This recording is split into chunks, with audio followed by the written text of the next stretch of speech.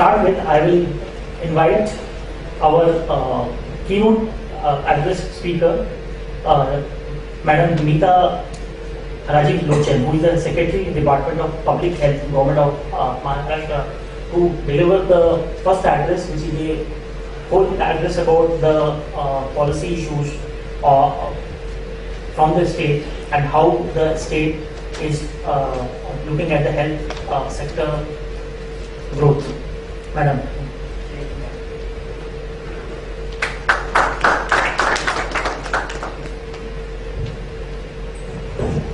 Good morning, friends. It's a privilege to be with all of you for this session today, and we have a lot to discuss.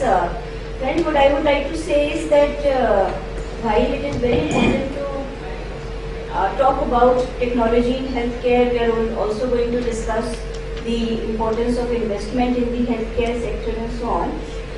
If we wish to transform the hospitals in the country today, whether in the public sector or in the private sector, the most important thing that hospitals need to do is to put patients first.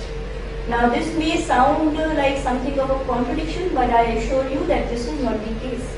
The whole objective of making investments in the health sector, the whole objective of using technology is to see that patient care is delivered in a much better manner, that the eventual outcomes of patient treatment are much better.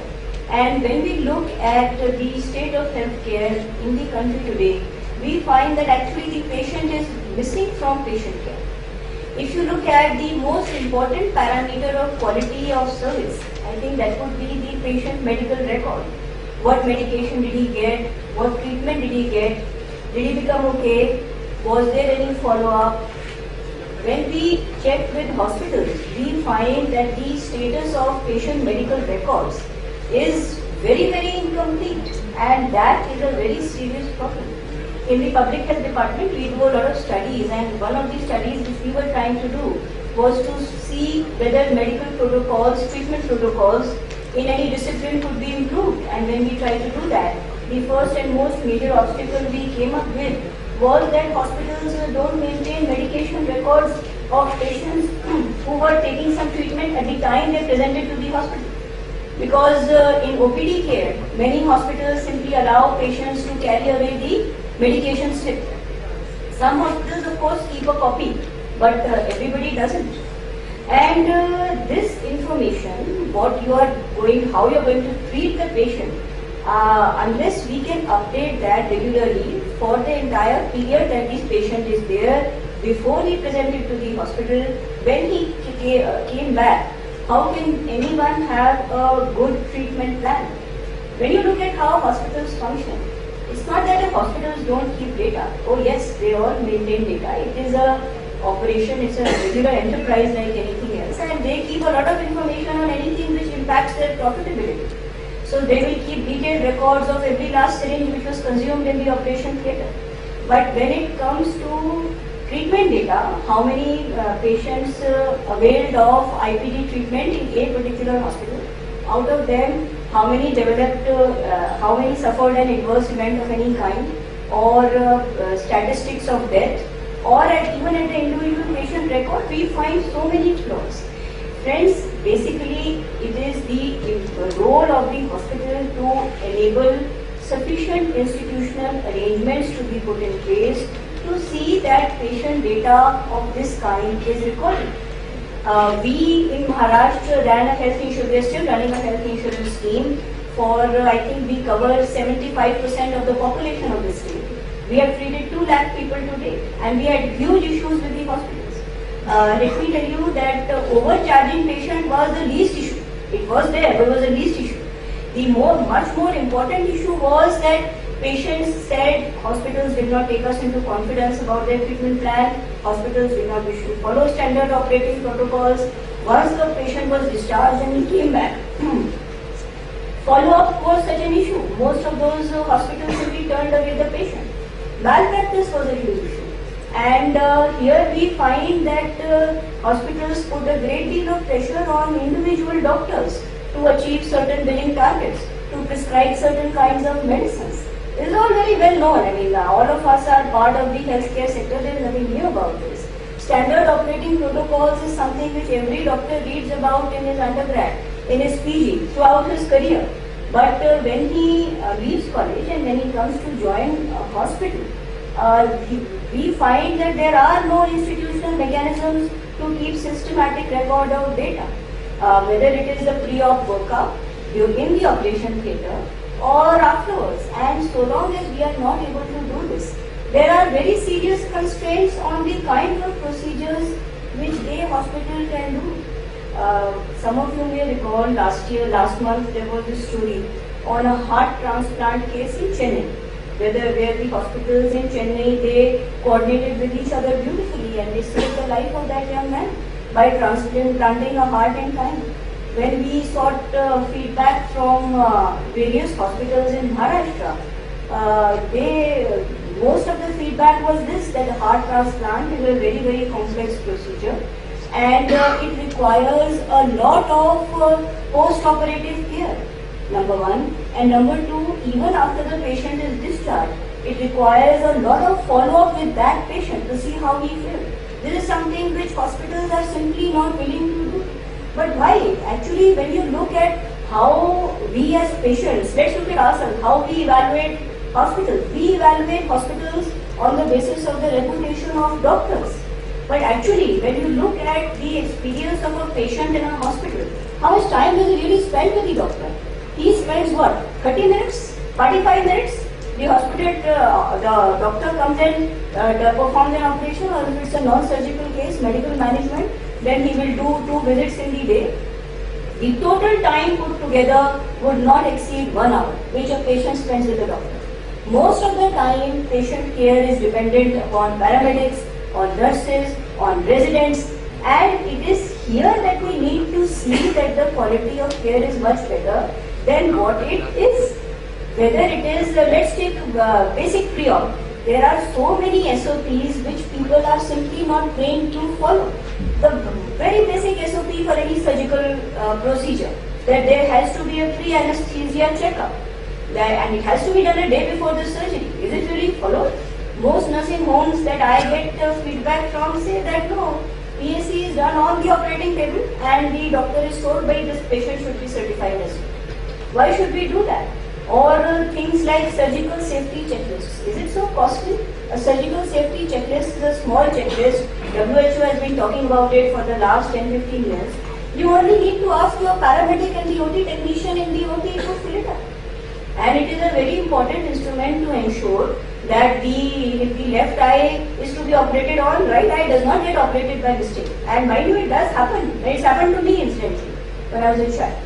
These things happen all the time. We constantly read about surgical scissors getting left behind, about needles being left inside the patient. All these are things which can be avoided by following very simple standard protocols which are part and parcel of any hospital. But for whatever reason, somehow, there with very few exceptions, hospitals do not make enough institutional arrangements to see that SOPs are followed. There are so many examples. One could talk about it for a very long time. Cardiology. We have very high uptake of cardiology procedures in our scheme.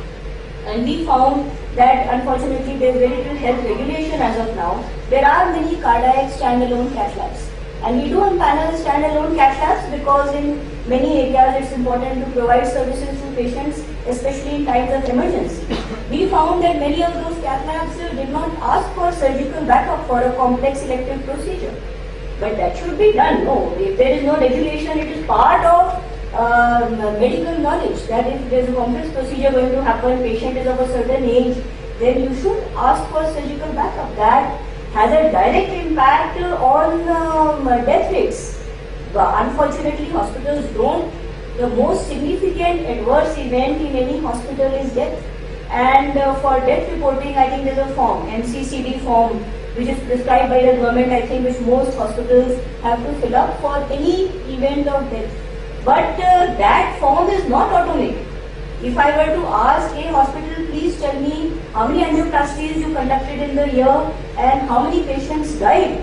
They won't be able to. That form is not automated. While so many hospitals today have HMIS systems, the focus of that SHMIS system is entirely on the back office. Our ability to record patient data, what happened to the patient when he was in the hospital, is very limited because this is not a focus area. This is not of interest to anybody actually, other than the patient. But he is the guy whom we are all servicing, is he not? And once the patient is discharged, after that hospitals don't want to know how many patients came back for resurgery within 30 days. If it was a case of fracture, did that union, was it satisfactorily healed? So many things. Even for death, there are very standard international protocols for recording death over a certain period interval. For cardiac procedures, it's 30 days. How many people follow it? No, they don't. And the strongest pressure is that if the patient is in a bad way, so discharge kar do.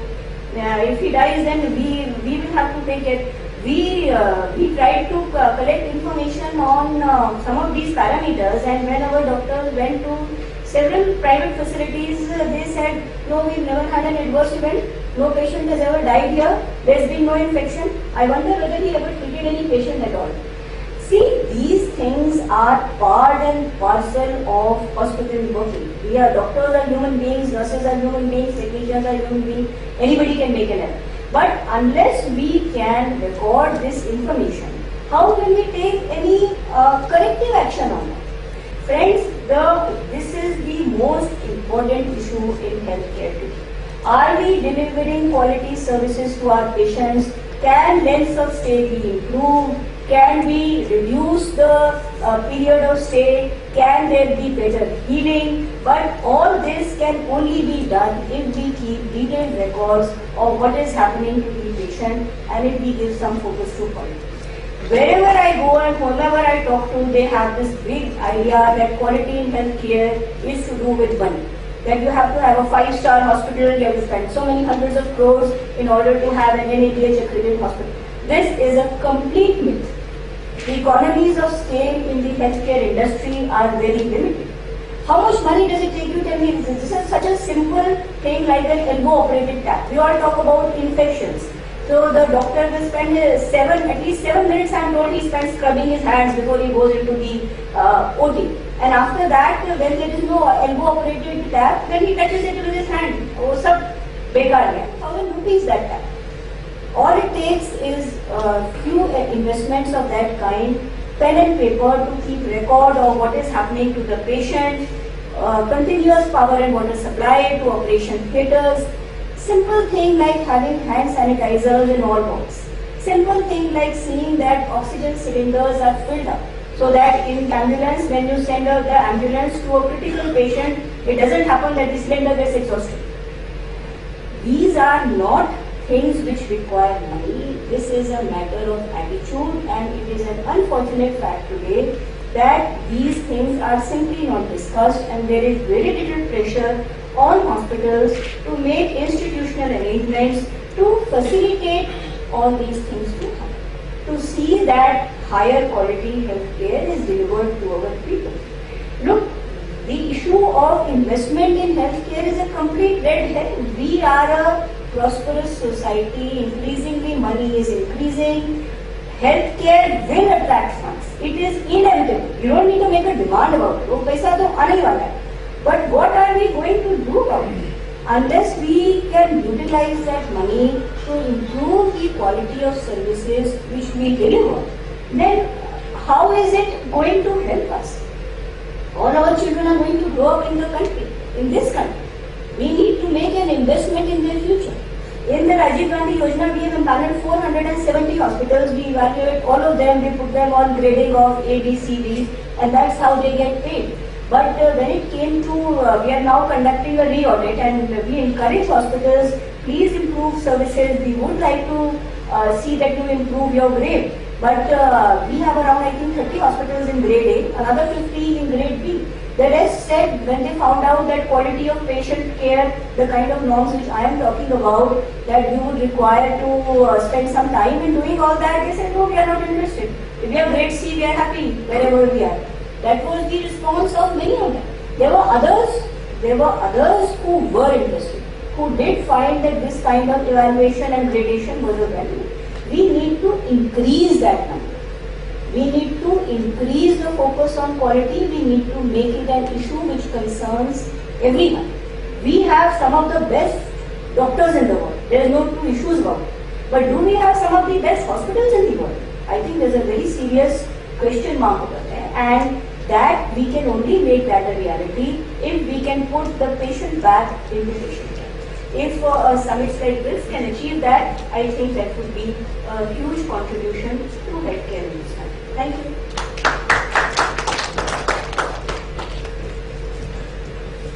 Thank you, ma'am. Thanks a lot for kind of showing us the mirror.